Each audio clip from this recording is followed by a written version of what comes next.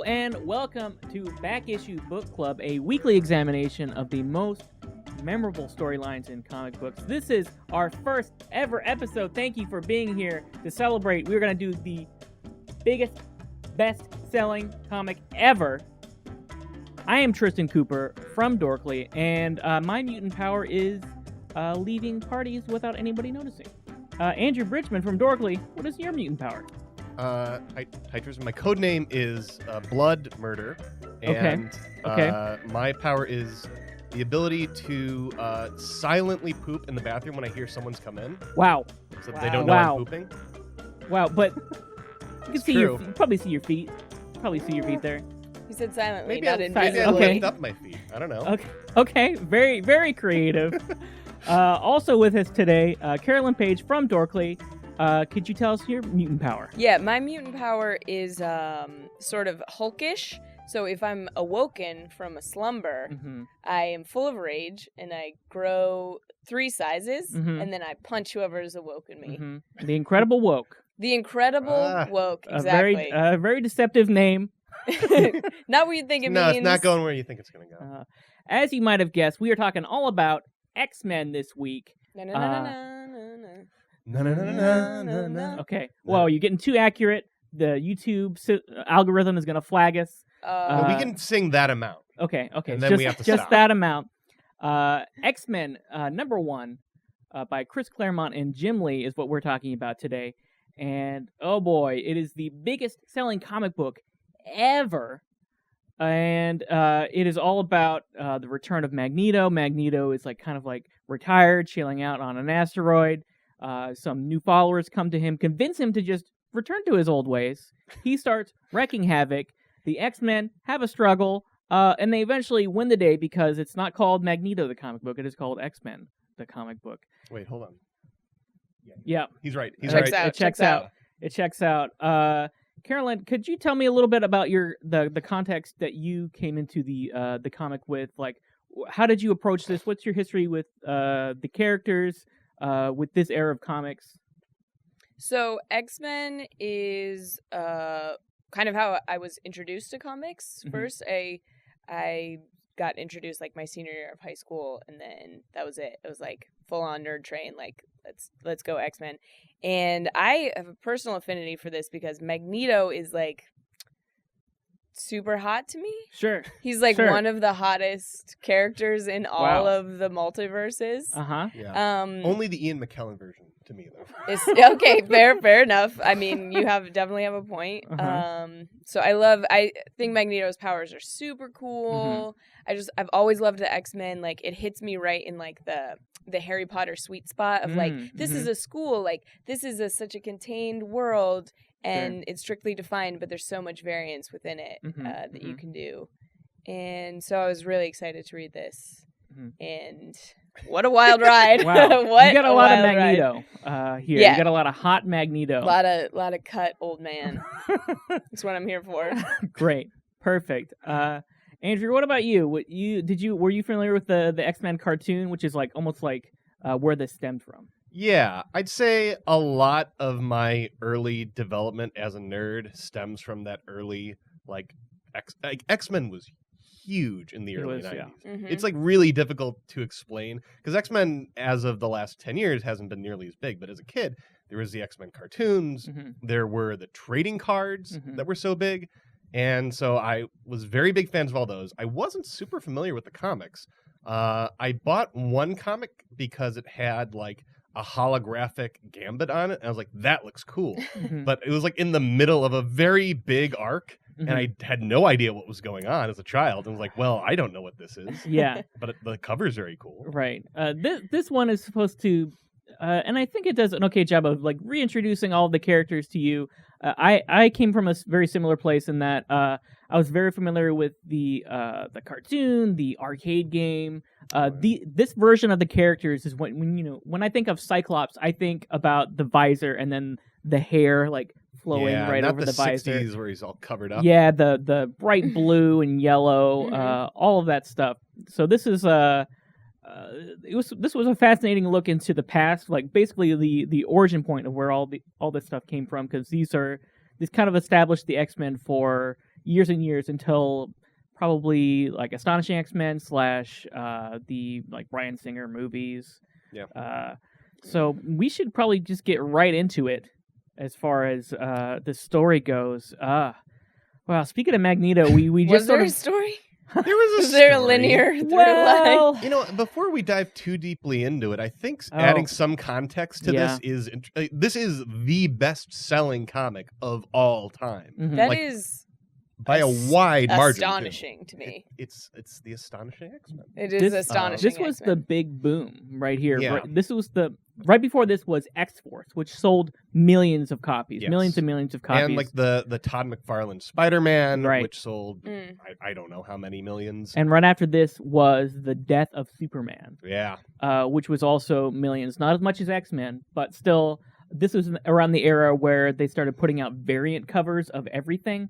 It was super collectible. People were buying hundreds, maybe thousands of copies of the same issue just to think, oh, this is going to put my kids through college. Yep. I'm gonna make bank.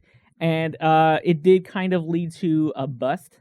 Oh, it led to a major bust. And even this one specifically, I think the official sales numbers are like 8 million copies Right. sold. But there's a but there. Oh, Those were sold to comic shops in the direct market. uh-huh. And what those comics shops actually sold to their consumers Mhm. is far less than 8 million. I think it's like maybe half. Yeah, the estimates are like 4 Whoa. million or so. And like a lot of comic shops were destroyed by this comic. Because at this point, again, X-Force was huge. Spider-Man 1 was really big. Mhm. And so Marvel was telling these comic shops, you got to buy all these. We're going to have 5 variant covers or 4 variant covers and a gatefold that combine them all. So you got to buy enough for all your consumers. And they were like, all right, I guess we'll buy, thousands of these. And then a lot of people were like, well, I don't want the same comic 5 times. They released them week by week, too. Yeah. So like It the was first over one a whole sold a month. ton. Oh. Yeah, and they said like by the 4th one, it was like no one was buying this So anymore. was it the best selling from a consumer standpoint or just from I like think Marvel so, sold still. the most? I think both. Like, Yeah, I think okay. it is both. It's just like the gap between what they sold to comic shops versus what they sold to actual human beings Right. was really vast. And apparently, Right. like there's stories of comic shops like just burning these extra copies or just throwing them away. It doesn't seem. No, it's probably not safe. There's probably a lot of toxic fumes going on. Yeah. Yeah. So I mean, there's so much going into this, like historically, like it's the foundation of what the X-Men like look and act like, and what how you think of them, Yeah. how their media portrayals. Right on the back of this issue here, we've got the X-Men action figures, Yep. Sweet. and it makes And it's sense. Not because- even the right costume for Cyclops. I had that Cyclops. Oh, His eyes would light up, and then the battery Oh, would die no. after one day, and it just never lit up again. Oh Yeah. yeah, he looks like I don't know. He looks like one of the Canadian. he looks like he's from he doesn't look. They all die all the time. That's the joke. I can't believe I'm Who blanking. dies all the time? The Canadian X-Men. It's got their Puck is Wolverine. there. Well, yeah, I'm thinking of Wolverine. I'm thinking The of guy who dies all the Wolverine. time. He's Canadian. And I think the action figure thing makes a lot of sense because that's what a lot of the characters in the book look like these big Yes. action figures. When we start the story, Magneto is chilling out on Asteroid M. Yep. He's His space home. his space Yeah. home. A lot of people like thinking about retiring to the country or whatever. He retires to space. Yeah. Yeah. He's just sort of chilling out there, but he's also doing squats, I guess, all the time because he's completely jacked. Oh my God. Super Like, cut. Conservatively 6 years old, maybe at this point, right? At least because he was a child during the Holocaust. Right. Yeah. And Right. like he's one of those ones where like they're just stuck in a place and time with him. Like they can update Tony Stark, so he's like instead of captured during Vietnam, he was captured during the Gulf War. Same with the Punisher as Yeah. well. They can change the war that it takes place in, but since Magneto is so tied to World War II specifically, he The just gets Holocaust. he just gets older and older, and he's keeping it tight to Oh say my the God. least. He's Yeah. doing great. Yeah. Which one of my first thoughts was they mentioned that he's keeping that asteroid in orbit. Mhm. Like in not quite the orbit that Mhm. it would be in if it was Yeah. just naturally orbiting. Yeah. And like that's got to be a lot of Yeah. work, so maybe that's like affecting his abs. Oh, that's really good for your core. Instead- yeah. That's really good for Keeping your asteroids in orbit is really good for your core. Yeah. Uh, Yeah. It's better than a Bowflex, I would have to assume. Yeah, at this you point. combine that with the right diet. Wow. I almost went with Taking it shake weight, back. but I changed it.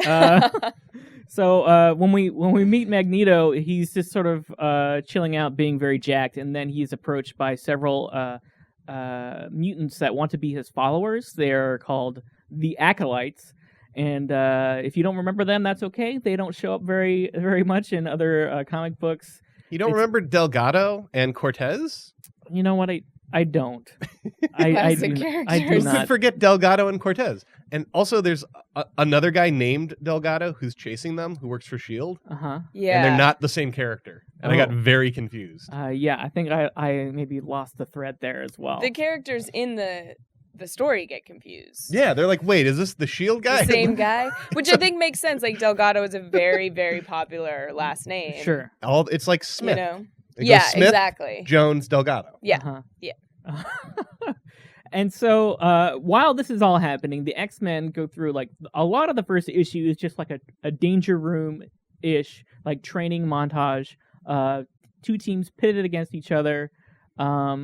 It's like Wolverine and I think Psylocke are on the blue team, right? And Cyclops. Okay, listen. I think I can name them from the leaders because it's Cyclops is leading the blue team, I believe, and Storm's leading the gold team. Right. Am I that wrong? sounds right. I think I'm right on to me. that. Mhm. Uh-huh.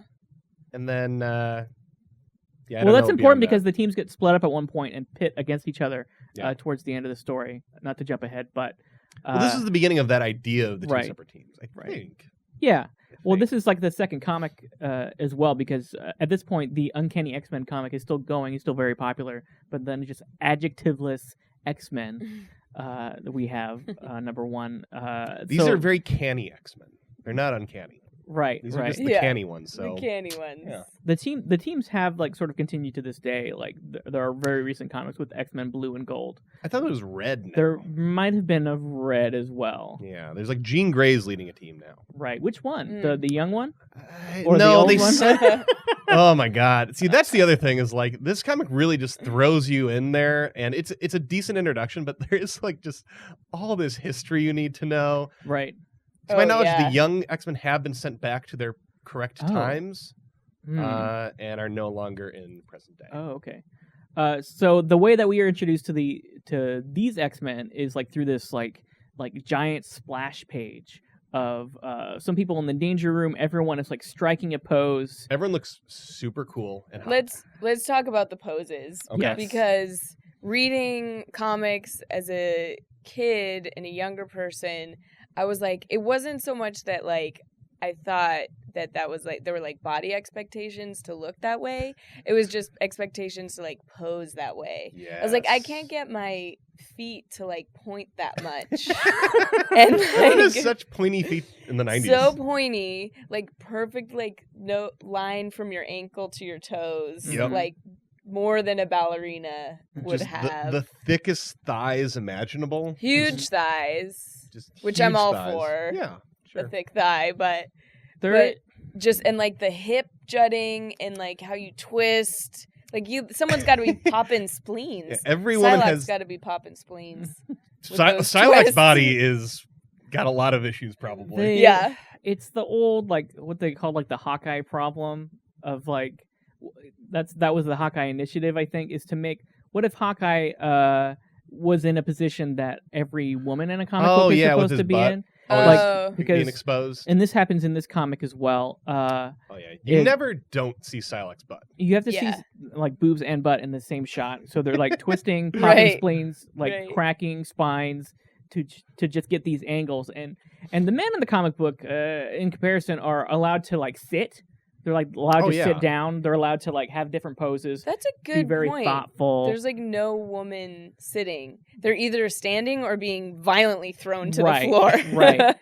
There's like a tiny shot because this is something I looked for throughout the comic, and there's a tiny shot of Jubilee with her feet up, but like you don't on a table, I think. Yeah. Which is But- funny that it's Jubilee because she was like one of the least sexualized. well, she was a Right. child, so Right. Maybe that's I why. think they were like, well, we that's can't. good. She's the one we won't sexualize. I could be wrong that maybe it wasn't because it was such a small, tiny drawing, and Jubilee is not really in this comic. no. I was about to say, at I don't all. really remember Jubilee in there. No. No, but she's Maybe always she's kind there. of around when Gambit's around, right? I would have to imagine that's the case. Yeah. Every woman has just an impossible body, wears basically nothing. Most of them are wearing some kind of thong or G-string.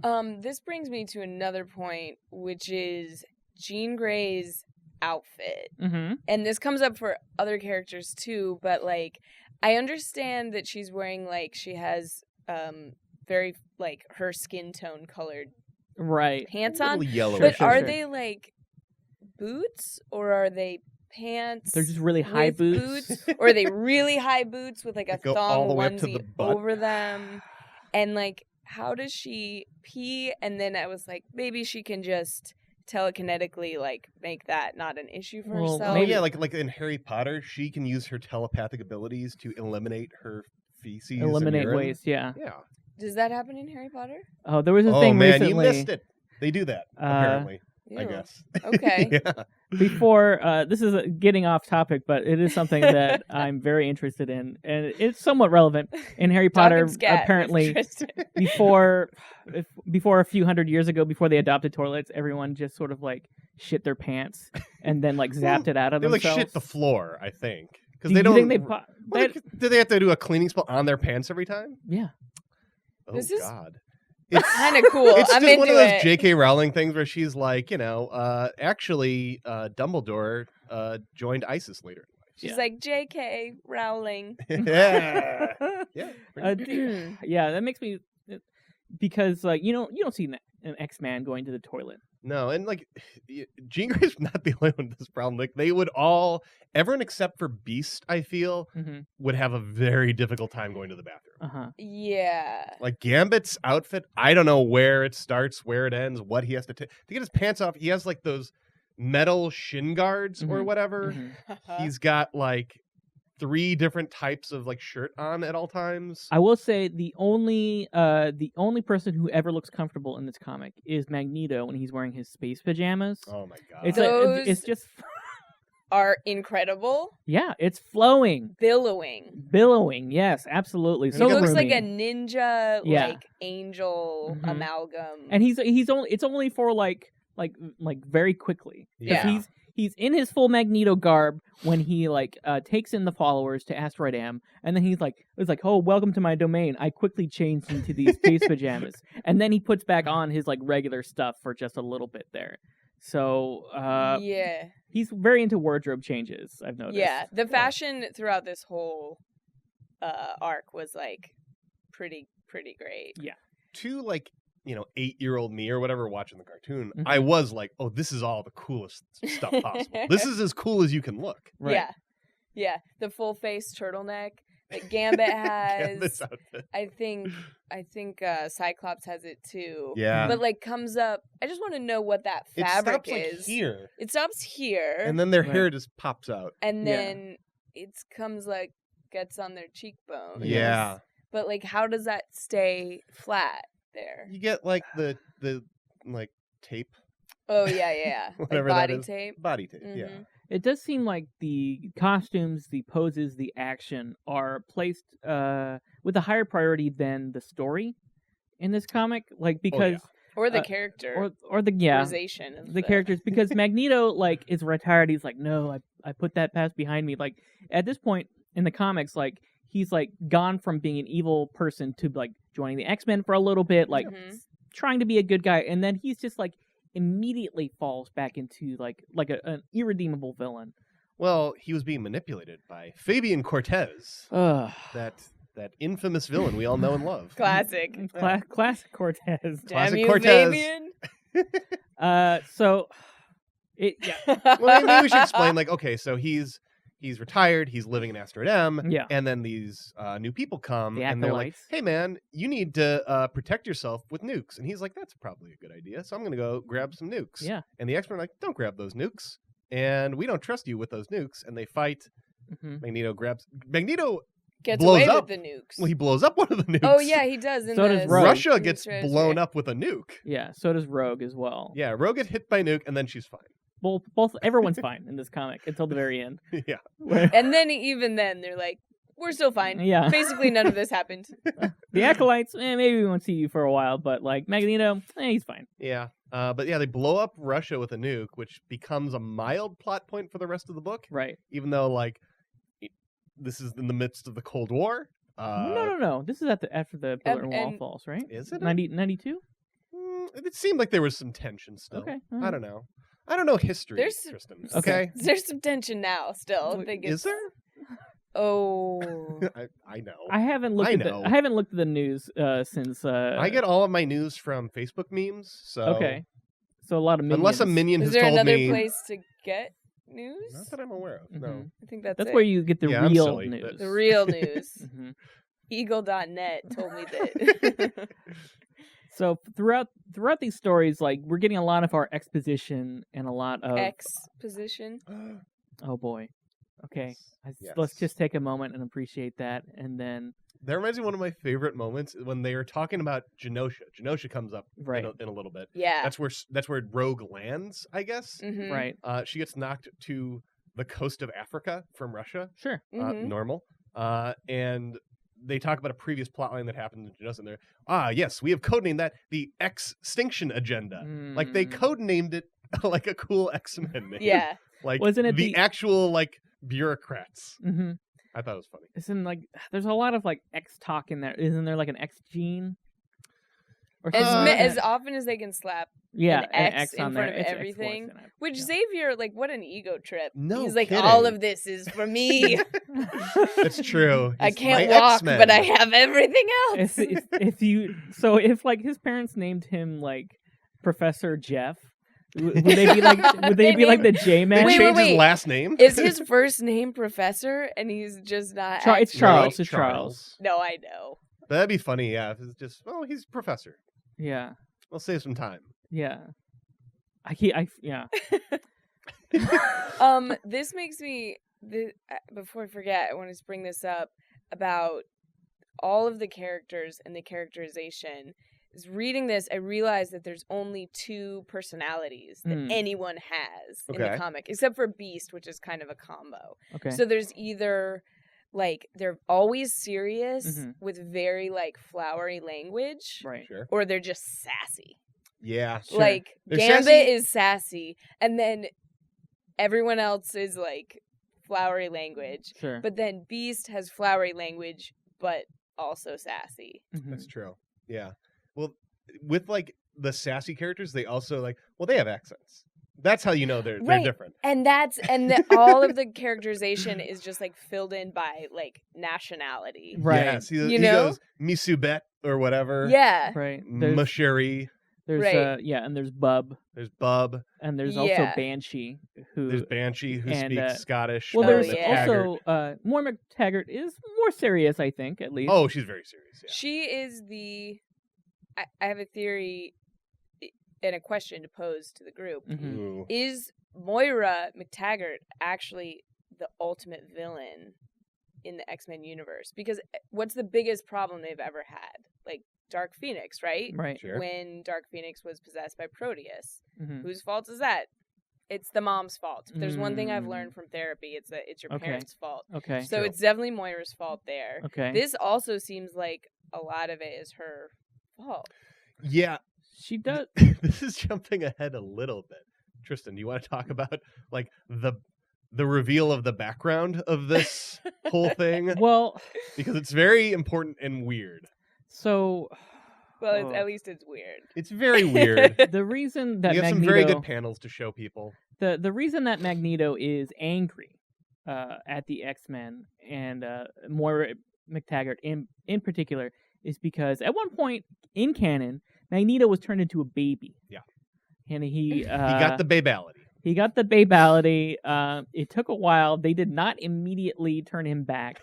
And for a while, Moira McTaggart was experimenting on him. As we learn in this comic, she was experimenting on him to see, like, oh, does he have some sort of, like, predilection to becoming a villain? Is there something I can do to fix him and not... She's like a Nazi. She's like the worst person in the world. She's really bad. And, like...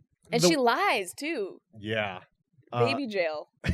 Well, that's the thing. In this comic, they seem like, she was like raising him when he was a baby back to normal health and experimented on him a little.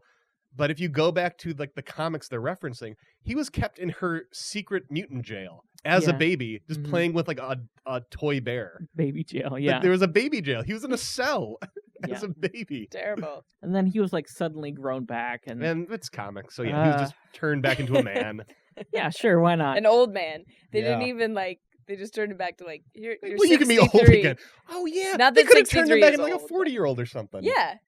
That could have been a way to like reset him. Actually, this is all a good point. This all makes sense now. It makes total normal logical sense. Yeah. It is weird because this situation is treated with such gravity. It's such a serious situation. Like Magneto is so pissed that he will kill, millions of people or whatnot. And then it's just like, but the story that it stems from is like very silly. It was a gag. It's basically. a gag. You see the Blob. You see like other characters. They're like they're crying babies. They have oversized costumes left on them from when they were adults. It's like a big gag. Yeah. It's very Silver Age, and to bring that into like the gritty modern age is and treat it with like no irony, no self-awareness, like whatsoever this about is like how a serious yeah, thing like that happened to me. Real pathos. Yeah. Well, you get turned into a baby. That's going to leave a mark. I mean, look, I think that would be like a traumatic experience for anyone. But that's the thing with comics with like decades of continuity in them, is that like everything happened unless you do like a hard reboot of the universe. Mm-hmm. Everything happened, and you can't ignore it. But also maybe sometimes you should. Maybe sometimes you ignore it. Yeah. Maybe sometimes it's okay. And of all the messed up stuff that's happened to all of these characters over and over again, being turned into a baby seems like, I guess being imprisoned would be bad, and like being turned into a baby is kind of like being in a prison of your own mind. Mm-hmm. It's not really clear if his mind was left normal, if he had the mind of a baby also. Mm-hmm. That's a good question. Right. And would he even remember? Mm-hmm. You don't remember when you were like a tiny baby. A lot of questions maybe we cannot answer right now. Yeah, maybe not. Let's get Chris Claremont on the line and see if he can elucidate us. Well, this is his last run. He famously did a lot of the most famous X-Men comics ever, including Dark Phoenix, as you mentioned. He was on there for years and years, established, and is responsible for probably the X-Men being popular to this day. Yeah. Because when Stan Lee and I think it was Jack Kirby who they started X-Men, it was not popular. It was not popular, and they both kind of ditched it like a lot sooner than a lot of their other comics. And it wasn't until Claremont and a lot of it was whoever did. I don't think Claremont started the big reboot, whatever the Giant Size X-Men, where they introduced like Nightcrawler and Colossus and all these people. They took it over like immediately after, right? And they're like what made it popular, right?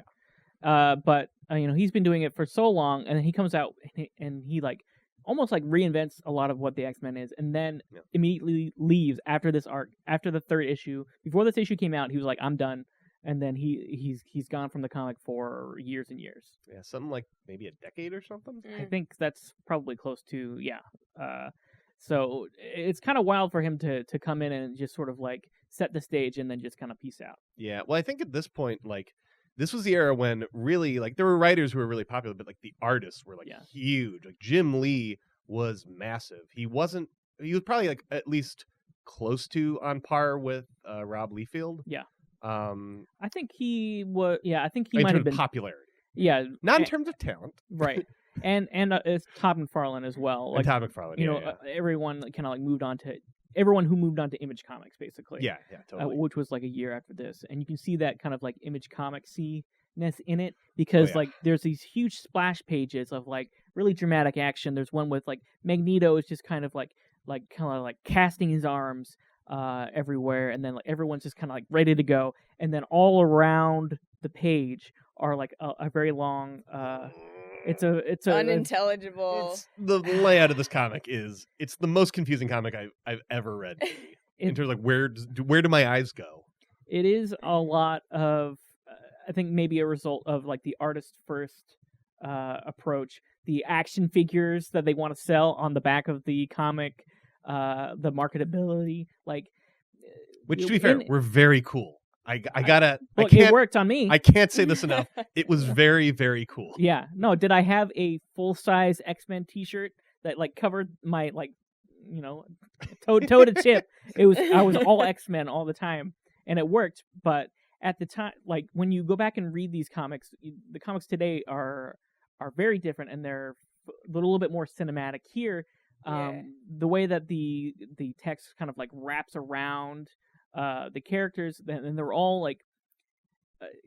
Comic book panels are freeze frames, right, of a certain moment in action, vignette, and then if you will. a little vignette, a little diorama almost of like a moment in time, and then you go from panel to panel. You fill in the gaps with your mind of the action, and you show each panel should show like the most important like split second of a given moment. But here, with these giant splash pages, it's entire conversations, and you're just imagining Magneto going through an entire like sort of monologue while he's like his hands are like up in the air, just sort of like hanging there, and then everyone's going back and forth, and nobody's like choosing to like act. They're just like waiting for the conversation to be done, and they're just kind of like holding still. Yeah. And that's just kind of the way the comics were back then. Like.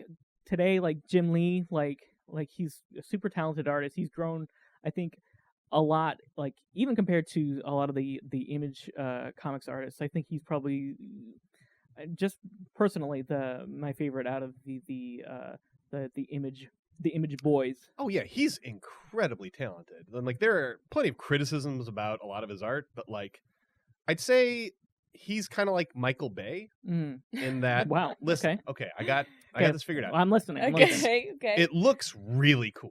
Yeah. Like Transformers, Bad Boys 2 looks really cool. Yeah. It doesn't always make sense when you're trying to like. I don't know how these Transformers work. There's too many moving parts. The scenes are really garbled and kind of framed poorly sometimes. But everything looks badass all the time. Yeah. And it's cool. I loved how they. Especially with Magneto, like so many of the head-on, like straight-on. Oh yeah, the shots, nice like symmetrical. Like they're like, I'm serious. Like this is the real shit right here. Yeah. And he's just like staring you in those steely blue eyes. Yeah. And come back. Can we get the Magneto in his pajamas again? Do we have that? Yeah. I think it so might be up good. now. Okay. Yeah, it just looks good. Like his his art is all great. Wear this outfit every day. Oh my god, let's wear it next time. Okay. Let's get that. Uniform for we the should show. coordinate. We should. Oh my god, I we was would be so comfortable. I was gonna wear it, but I was afraid that everyone else would wear it, so I didn't want to be. Right. But no, my body's a little better than Magneto's, so I didn't want to like embarrass people. Yeah, you've been because my body is so good. You've been holding 2 asteroids in orbit. It's even better for you. 3 is too much though. Don't do 3. You'll hurt your back. Yeah, you'll strain yourself. You'll hurt your back. So at this point in the story, I know. Well, Magneto basically like fights the blue team, I believe it is, of the X-Men. Yeah, the one led by Cyclops. They are defeated, and kind of brainwashed by Moira. Well, DNA like they changed their DNA somehow. But like, first he like captures Moira. He right. like encapsulates her in like Chrome. Silver Surfer blood or right, whatever. Right. And that the one panel where he's just like, "Shut up, woman." Basically, he was like, "I don't have to explain. That's your job." Yeah. I was just like, "Cool. I see you, early 90s." It's not just the way that women are drawn in this comic. It's also the way they're treated. Something we both talked about before the show was that in each issue of these 3 issues that we are covering, a woman is subject to a non-consensual kiss. Forcibly grabbed and kissed. Yeah. And then I think in one of them, she's like, afterwards, she's like, "I liked it." But it's like, it's still, I get that you're like a superhero and it's kind of a different job than most people have, but like, you're still at the workplace. Like, that's harassment. Yeah. Yeah. Also, and just like forcibly kissed, like, I don't know. And the fact that it happened in every single issue, I was like, what are they even trying to say? In 2 of them, it's also the women are immediately attacked by the person forcibly kissing them immediately after the forceful kiss. So it's like even worse. Yeah. What is the X-Men's like HR situation? Well, I think it's just Forge. Like, well, that's the thing. He's got a lot on his plate already. Yeah. Forge doesn't do. He doesn't much do his real. this. He makes the invisible jet glider thing. Oh yeah. That's the one thing he does. But here's the thing, He like gives them Wonder Woman's one of the power. reasons Chris Claremont didn't want to continue with X-Men after this is because they forced him to include Professor X as a character again, who had like been kind of written out of the series. Right. And they said, no, Professor X has to come back. And he's like, well, all right, fine, I'll do it, but I quit after this. And that goes back to the HR situation. Their boss is a guy who can read everyone's minds all the time. So he should constantly know if there are problems and constantly be able to deal with that instantly. But he doesn't, because Professor X is a like really problematic character to have from a narrative standpoint. Sure. And that's why in every single movie with him, they have to like nerf his powers instantly. Right. Because otherwise you think, oh, well, just use your brain to fix this. Because you can control everyone with your brain. I think Professor X is so tragic because the amount of times that he's been able to walk and then lost that ability. Oh, yeah. You're just like, you have to feel for the guy. Like, that's hard. Yeah. But also, like, in the few issues, he was, like, kind of in love with Jean Grey. He was explicitly in love with Jean Grey. Sure. His child, like, student. Not good. He's done some pretty rotten things with those powers, and, like, not that I think that he doesn't deserve to walk, but... It's not for you to say. Listen, you're not God, Tristan. But I it's don't, not for you to say. But, you know, I do have mixed feelings about him as a character, but, like, I kind of almost have to side with Marvel on this because, like, it does form. It is such a huge reboot. Like, if you want to see the X-Men, like, here they are again. Here are all the familiar faces and figures that you see.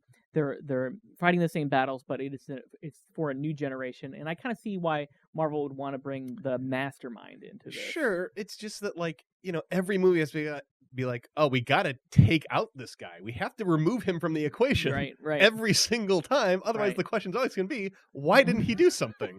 So they have to get, like, blue goo in his brain, or he gets brainwashed by Stryker's son, or he gets murdered by the Phoenix. Right. In this case, he's special pills that make him walk but hurt his brain. In this, in this comic, he's like knocked out of commission too. He's so sad.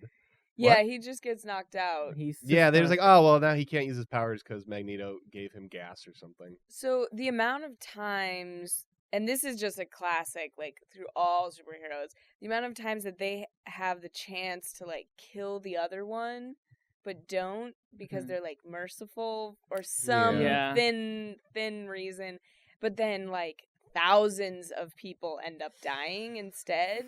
Probably millions. Millions of people. The nuke went off. You gotta wonder. Yeah. Well, at this point, so in the story, to move ahead, we're a part of the group is brainwashed on Asteroid M. Yep. X-Men Gold tries to save them. They sneak on board into space. And you get what you want is the X-Men are fighting the X-Men, but this time it's for real. Yeah. So, like... And then the brainwashing just, like, oh... Never mind.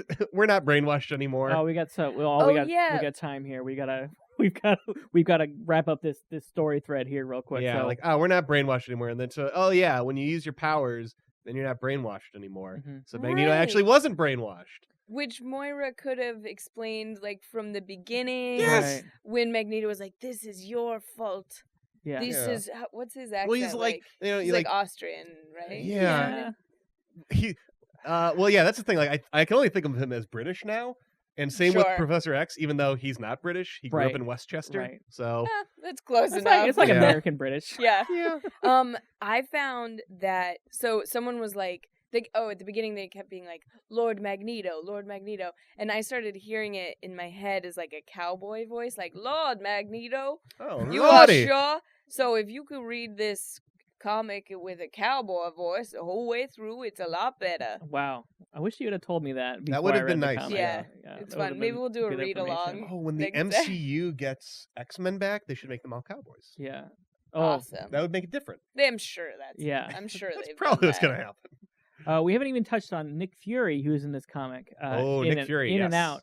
And when we first see him, he's wearing a full three-piece suit, but his abs are just rippling right through them. He's looking buttons. good. He's looking real David Hasselhoff early 90s. But then the only other thing that he really does in the comic is say, hey, by the way, X-Men, the Russians are going to blow up Asteroid M with a plasma cannon. But he, like, puts on a bunch of, like, guns and pouches to do so. and then just kind of like jumped out. Can we go back to that? Russia has a laser weapon that's the Death Star. Yeah. It is explicitly made to blow up planets. Yeah. What were they gonna use that for? They knew. I guess just Asteroid M? They I mean, knew. Is that part of the Magneto protocols? Did I miss that? I don't, They just had a cannon that blows up planets. This is, right after What were they gonna aim that the at? Cold War. It's a whole They were Star gonna aim it Wars at situation. They're enemies. There's extraterrestrial threats at this point. That's true. They've come up against the Shi'ar Empire 9 times already. Yeah. Never mind. This makes sense. With the Shi'ar, the X-Men have, and it's not in the movies really, but they were always tied up in space, way more. Yeah. It was probably when it started, in the 60s, Mhm. astronauts were so cool. Astronauts are still very cool. Yeah. But I'm going to take a they've hard always anti-astronaut stance. okay. Not Bold. cool. Hot Very take, hot bold. take. Yeah. But they've always been so mixed up with space and the Shi'ar and Yeah. why? I don't know. I think that was a lot of Claremont's doing. He thought space was cool. Yeah. And they're like, well, we want aliens. I Yeah. don't know. That's fair. Yeah. That's fair. So after the scuffle, basically, Moira reveals that, hey, Magneto, you were bad all along, and I couldn't change you. Everything was your doing. He's like, no, and essentially what ends up happening is that the asteroid is destroyed. Almost all the acolytes die. Yeah. Except for Magneto is presumed dead. Obviously, not dead. Cortez escapes. Cortez escapes because this was his plan all along, because he wanted to martyr Magneto and say, oh yeah, I was trying to help him. Now you should all follow me instead. He wants to be the new Magneto. Yep. That did not happen for various reasons. I don't know why. And all the X-Men are saved. Yeah. They sure are. And they go back and go get into the It's off to danger new room. adventures without Chris Claremont. Yeah. Yep. Yeah. And that was the best-selling comic ever. Yeah, the Although first I don't issue. know what, I don't know what the sale. I tried to look up the sales for issues 2 and 3 just to see what the drop-off was. Right. And I couldn't find them anywhere. Yeah. So I gotta imagine probably not that big. I would imagine that it's still in the hundreds of thousands. Oh, if I had to everything, imagine. the average back in the early 90s for Right. comics, what was 500,000 for a lot of the big titles. Right. And today, that's the biggest selling comic in years. Was that I don't know if you remember that Barack Obama Spider-Man comic. Yeah. That was big for a while. They put out a bunch of versions. That was 500,000. And they only Wow. they got close to 1 million with the Marvel Star Wars comic that launched recently. Mm. But that had, and this might have been a typo, but that had allegedly 74 variant covers. What? What? That was Are you just serious? what I read. I was like, okay, I want to look up some facts and figures on this X-Men comic, and then right along there was almost 1 million with that Star Wars comic, and that seems. Whoa. I want to get the gatefold that has all 74 covers in one. We'll stretch it out. Yeah, you stretch it all the way out. It goes around the room. All It's right. pretty cool. So now we're kind of wrapping up. Would you recommend this comic to, an X-Men fan, someone who wants to look up the past? Would you say to someone, you should read this comic, or would you recommend them read something else? It's not good, okay? But I think if you're 8 years old, it looks very cool. Yeah. So if you're 8 year old, check it out. It's really good. All the 8-year-olds watching the show, Mhm. it's good. To everyone else, this is like a Michael Bay movie. Sure. It's very problematic. It doesn't make a Mhm. lot of sense. Sure. There's some cool imagery, and then Rob Liefeld is like Paul W.S. Anderson, where it's a lot of his stuff is kind of cool, but obviously a step down from Michael Bay. Okay. And worse in pretty much every way. Okay. That's the metaphor I'm going with. Wow. Yeah. Really solid. Really it makes solid. sense. The viewers will get it. They're smart. I think it's like Michael Bay mixed with Inception. The way that Sure. the dialogue is laid out, and even the panel flow, where your eyes go, you're just am I dreaming or hallucinating? 2, who's talking when? Are these layers? What's happening? It's a really bad introduction to comics. So yes to the recommendation is what I'm hearing. I would say you could, if you've read all the other comics. Sure. Yeah, and historically, it's relevant. Or if you want to find some ways to pop your spleen. Yeah. You want to find the perfect body type for someone with no organs. I think if you just want to read like a cool X-Men story, I think there are others out there that read a little easier, that are, you know, modern comics have just evolved in a lot of ways. But if you are a big fan of the cartoon and are kind of interested maybe in a historical or contextual angle, I guess, I think that would be kind of fun. But just to see what comics were like and where these characters came from, that would be interesting. But like, it's hard. There's a reason like that this story is not one of the ones you call back to when it's like the greatest X-Men stories ever told. It's you know, Dark Phoenix is there, but like this storyline, which has a few different names in each issue, is not one that people call back to. I think that's for a reason. Sure. It was largely setting a lot of groundwork, and it was also, like as we mentioned, very art first as opposed to story first. Yeah. I mean, the art is beautiful. A lot of it is super cool, and the fashion is like pretty awesome. Some of it. A lot of the costumes, like kind of ridiculous or not, they have kind of like stood the test of time in a lot of ways. That we still see variants of these costumes to this day. Or if you want to piss off your women's studies professor, you can show them this comic, any page from this. That also. Or see Psylocke's ass. I don't know. Well, thank you so much, everyone, for joining us on this episode of Back Issue Book Club. Next week, we are going to cover Superman Red Sun from DC Comics. You can find that. Support your local comic book store if you want to read along, and you can pick up a trade paperback, probably available anywhere, or you can also pick one up on Comixology. Andrew and Carolyn, thank you so much for being here. Yeah. Carolyn, you want to sing the end of the X-Men song?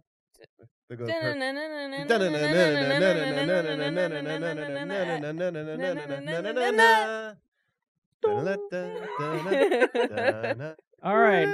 And that's a wrap for us. We'll see you in the funny papers.